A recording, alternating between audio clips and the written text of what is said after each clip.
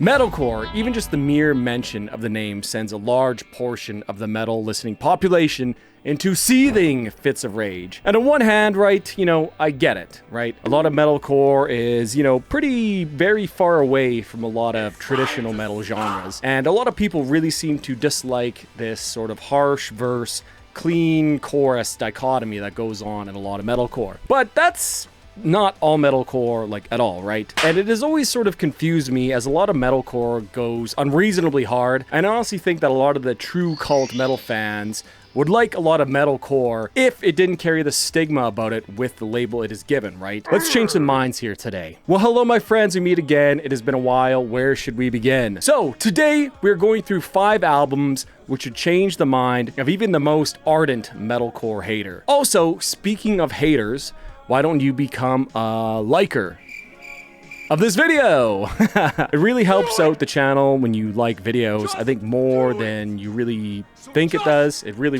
helps out. If you like the video and like content like this, make sure you like that down below. Cheers, boys. So, let's start with number 1 then, hey? And that is Hasta la Muerte by Xibalba, which came out in 2012.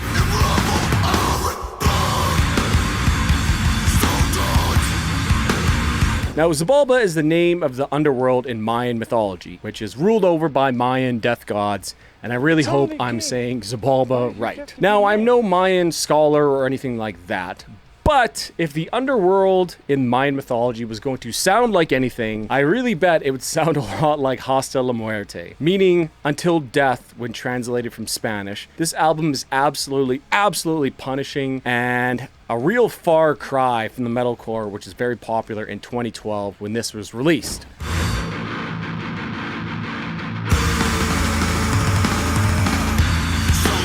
Now, to me, this album walked so that later on Knocked Loose could run. This is basically like a much filthier, sludgier, and nastier version of the type of beatdown metalcore which would be popularized by Knocked Loose, like later on into the 2010s, right? Songs like Burn, Stoneheart, and No Serenity are among the faster tracks here, which still rely really heavily on that metalcore groove and breakdowns, right? If you look at the RYM labels for this album, we have metalcore as the main one, but we also have sludge metal, death metal, and beatdown hardcore. And well, I think all those labels absolutely describe this album to a T.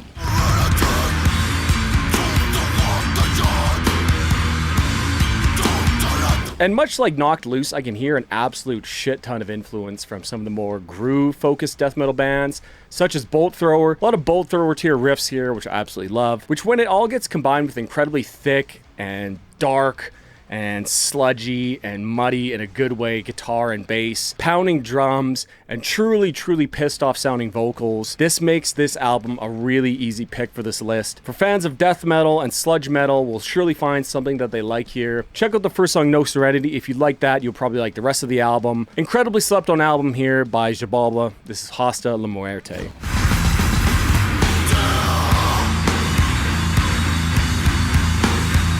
Now, I think it's arguable whether or not Xibalba could be considered metalcore. I mean, I could see it being called deathcore, but it doesn't really have that same sort of deathcore, I don't know, feel or vibe to it, I guess. It really just sounds more like a metalcore album, but just heavier to me, right? Regardless though, the metalcore cred of this next band is indisputable. At least at the time when they put out this record, I guess.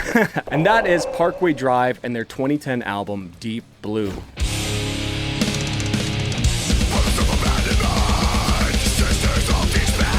Now, sort of similar to Xibalba, this album feels very dark, thick, and powerful, especially in the low end of the frequency spectrum, right? Both albums are just so incredibly dense and heavy sounding, which I absolutely love. However, that's really where the similarities end here. Deep Blue fits much more in line with that melodic metalcore style rather than beatdown metalcore, yet this album is still heavy and crushing without a single clean vocal to boot, so another point there, I guess. People don't like clean vocals.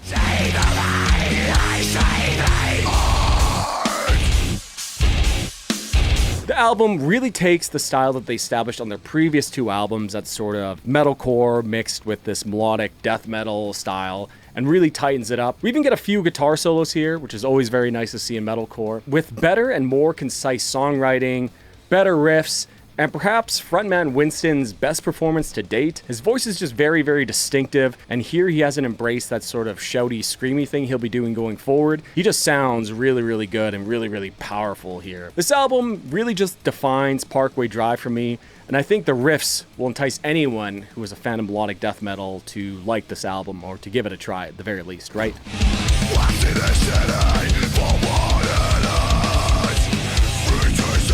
Of course, we would be amiss to not discuss the frequent use of breakdowns here, because that's a big part of Parkway Drive's music. But here on Deep Blue, they almost always do the breakdown in an interesting way, or incorporate it with a cool riff or like a chord progression, rather than just generic, open string chugging, which, I think so many people dislike about metalcore, that sort of just generic open string chugging through most of the song. And I get that, right? The best examples of these cool melodic breakdowns are on Wreckage, Pressures, Sleepwalker, and of course, the undisputed best song on this album, Karma.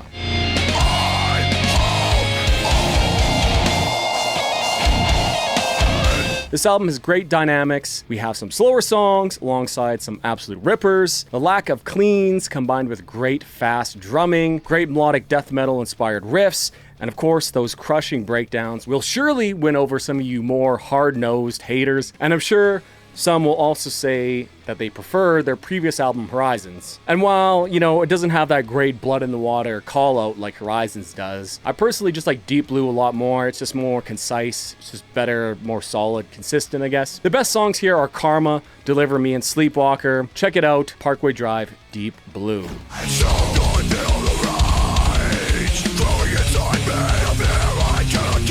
Alright, last band before we introduce some clean vocals into the list.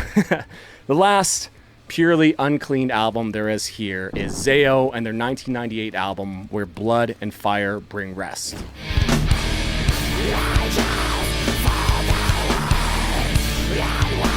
Now, okay. There are a few clean vocals here, but they're sort of exclusively used as background layers and not at all in the same way we think of them being used in metalcore now, right? In like the chorus, right? Soaring chorus, pop chorus, whatever you want to call it. But Zao is totally different from modern metalcore, right? This is an extremely fiery, ferocious, angry, and progressive album. Before the days where writing catchy choruses and concise songs and metalcore was all the rage, Zao instead focused on creating these grand dynamic shifts, which focus on creating these huge crescendos on the breakdowns, along with interesting riffs and grooves, right?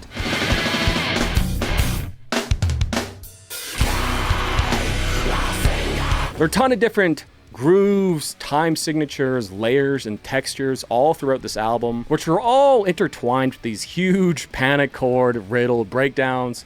Love a good panic chord, insanely good grooves, and some really cool melodic riffs here as well. A lot of what metalcore would become the decades following here was showcased here on this record in 1998.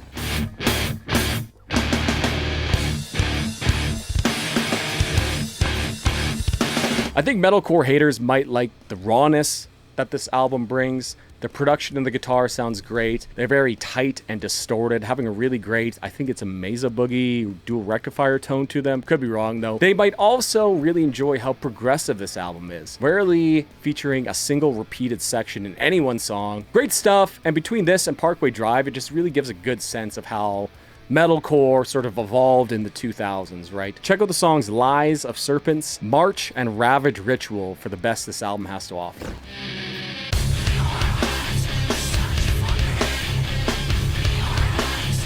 Now, before we move on here, I asked the members of the Varvis YouTube Discord server what they thought. What albums would they show to convince metalcore haters otherwise? Now, if you want to join the Varvis Discord chat, along with other benefits, you can become a channel member or Patreon member. All that support really helps out, guys. Really appreciate it. Come join, come hang out, come chat metal. But let's go through some of their picks here, guys. All right, okay, boys. Okay, let's check out what they're saying in the Discord. So you can see here, I'm asking about it. Let's see. So, obvious pick, first of all, is both of my Valentine, The Poison, and Sepathermal by Bringing Me the Horizon. Yeah, I think both those albums are really good.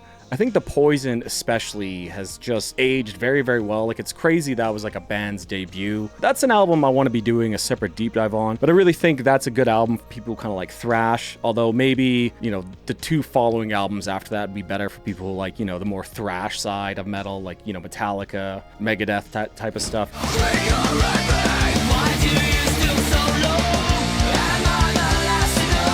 Yeah, totally agree. Sempiternal, that's just really, really great. Although I think that's really when a lot of metalcore haters started to dislike metalcore a lot more. But, you know, I can get with it for sure. We got Ascendancy by Trivium. Totally agree. Another really great album for people who more like thrash.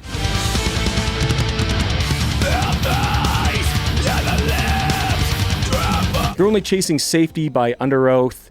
Yeah, I agree. But, you know, I think that'd be more... It's really hard for me to think that people who like, you know, true quote-unquote cult metal will like Under Oath, as it's really, really sort of like emo-inspired and like post-hardcore-y. But yeah, it's a great album, though. It's a great album. I got The Funeral of Gods by Zao, another Zao pick, hell yeah. This Is Love, This Is Murderous by Bleeding Through. I've actually never heard that album. I'll have to check that out. Dear Diary, My Teen Angst has a body count, but from first to last.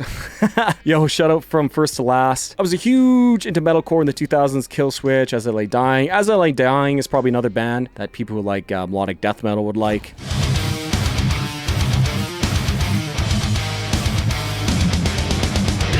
Although... Nope. Circumstances surrounding that band, let's just say that, right? Make Them Suffer. I like a handful of songs from the bands from Spirit Box, Imminence. 2000s metalcore is where it's at. I agree, I love that. Forgot specific albums, it's got to be As Daylight Dies by Kill Switch, The Fall of Ideals by All That Remains, and An Ocean Between Us by As I Lay Dying. Yeah, all 3 of those albums are just absolute classic staples of the genre. The Fall of Ideals, I really think, by All That Remains is really... That album has just aged better and better and better. Really great vocals by Phil Labonte all throughout that album.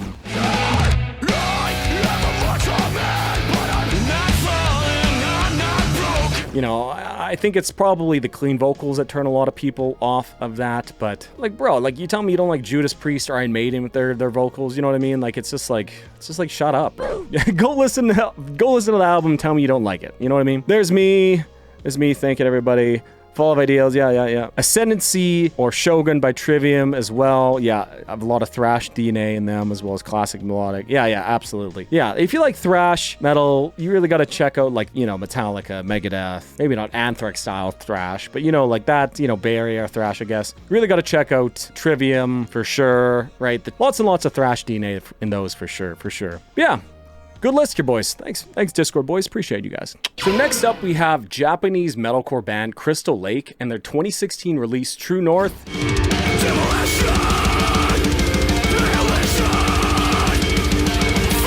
And you know what? It's my list, so I'll also include their 2015 offering Prometheus here as well, as both albums are pretty short and are pretty similar in style and scope, I would say.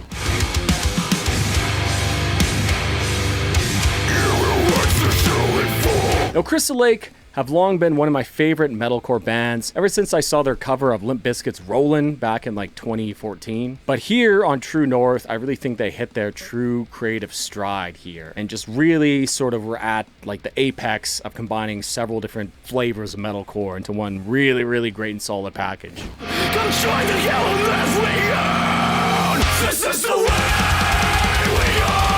Noticeable right away is the insanely good vocals of vocalist Ryo.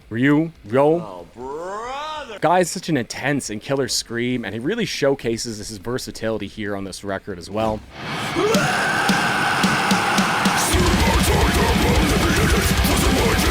One of the things this band does really well here is doing a sort of more melodic approach to the gentcore sound that Architects would pioneer. Songs like Omega, Prometheus, True North, and New Romancers all really sort of fit this really cool mixing of gentcore and like melodic metalcore, and it's just really cool, and I love the sound that's going on here. Really heavy, great vocals in those songs too. We are the voice of this new generation. Great riffs and production choices here, some unique, let's just say, Japanese quirks to some of the songs, along with some clunky lyrics here and there, which, you know, to be fair, they're Japanese speakers trying to write in English, like it's hard, right? If I were to write lyrics in German, I'm sure they'd be clunky too, so I don't hold that against them. But if you skip some of the slower, softer songs here, which feature some of those weirder parts, and just pick the highlights from both, these are incredibly solid, inspiring, and very beautiful metalcore records, and a good way for metalcore haters to begin to love and enjoy some of the more electronic and outside genre influence in metalcore from that era. Love them both. Check out the songs Omega and Prometheus for a good taste of what this band offers. Crystal Lake.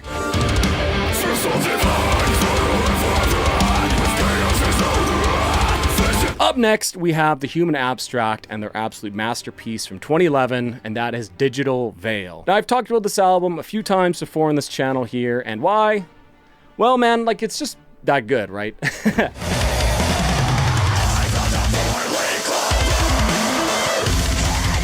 This is neoclassical progressive metalcore done the best it has ever done, and probably best it will ever be done, right? And I promise it's not even just some of the best metalcore you've ever heard, but some of the best metal in general, right? And by the way, this isn't the sort of neoclassical in the shreddy sense of bands like Symphony X and Yngwie. Rather, it is like a classical approach to composition and melodies. Really some utterly fantastic writing here on this album. I love the melodies and the resolutions. It's just so good, man.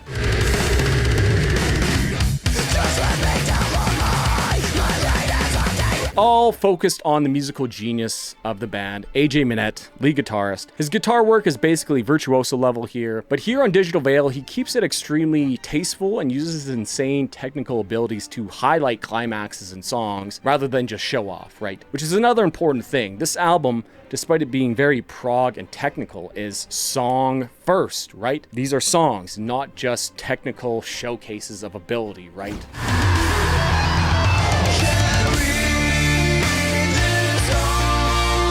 But not only is AJ Minette's performance great, rhythm guitar and bass is also excellent, but true metalheads will have to appreciate the insanely good and creative drumming on this album too, especially on the song Patterns, which in an ironic sense, I don't think it features a single repeating drum pattern.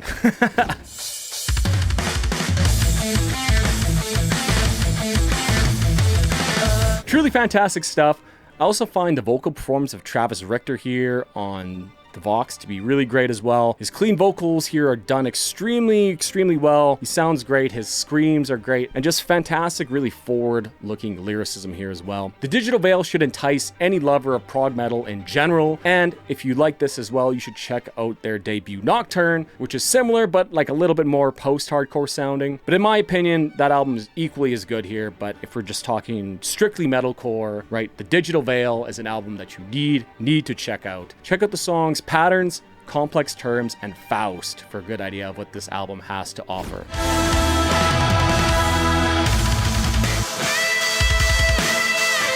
Just a reminder, boys, if you like metalcore content like this, instead of just my normal 90s death metal stuff, hit that like button and consider subscribing. Leave a comment down below telling me so I know which stuff to focus on going forward. I have tons more metalcore stuff in the pipeline as well, so stay tuned. And yeah, make sure you hit that sub button. Appreciate you, boys. Cheers. All right, so my last and final pick here would be the Architects' holy trilogy of Lost Forever, Lost Together. Get out of the house when we were born to burn!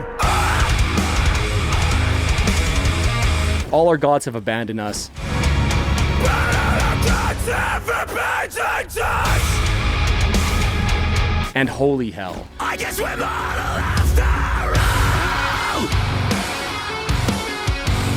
Now, I've talked about these three albums at length here before in several videos on this channel, including this one and this one. So go check those out if you're interested, especially the deep dive, if you really want to get a deeper appreciation, I guess, of the whole story surrounding these albums. But honestly, I think Architects delivered to us here the three best albums, not only in metalcore of the decade, but I think some of the greatest metal in general ever, right? And as time goes on, and as Gent stops being looked at so disfavorably in a derisive way, right? These albums only continue to be looked upon more and more favorably, right?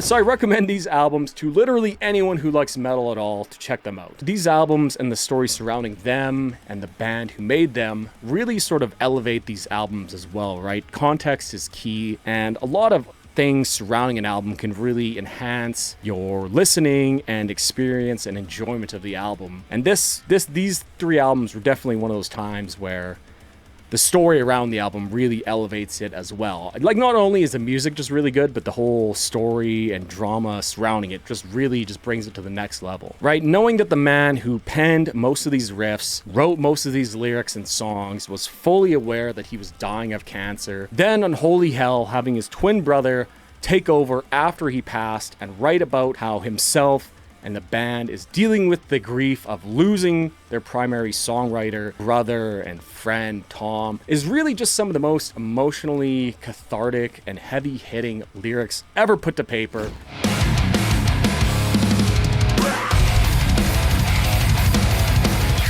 But, right, then you combine it with all these expertly crafted songs, some of the best and most energetic riffs in metal history, as well as Sam Carter really growing into the genre's premier vocalist. And I really think it all comes together in such a heart-rending and powerful piece of art. No, seriously, I can't say enough good things nor recommend this album enough, right? The synth work and the atmosphere that the synths add to this album is also something that needs to be considered as well. So please check out these albums, guys. I'll be making a separate video on these three albums soon enough, so please check these out. I beg of you, if you haven't heard them, please listen to them.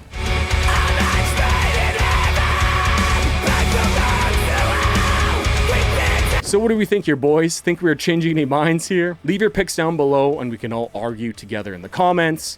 Cheers.